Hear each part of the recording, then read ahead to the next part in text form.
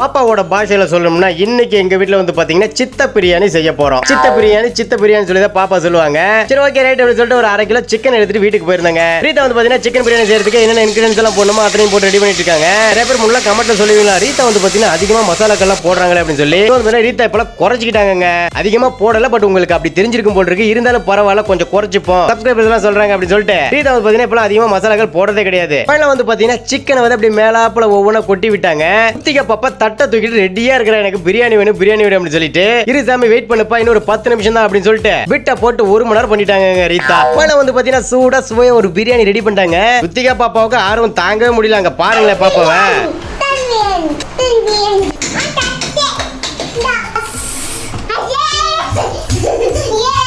பாப்பாவுக்கு ஒரு பிளேட்ல போட்டு கொஞ்சம் கொஞ்சமா ரீதா ஊட்டி விட்டாங்க. பாப்பாவும் கொஞ்சம் கொஞ்சமா சாப்பிட்டாங்க. பாப்பாவுக்கு இந்த பிரியாணி ரொம்ப ரொம்ப பிடிச்சிருக்கு. ஓகே गाइस இந்த வீடியோ லைக் தட்டி விட்டுருங்க. உங்களோட கருத்துக்களை கமெண்ட்ல சொல்லுங்க. Okay bye.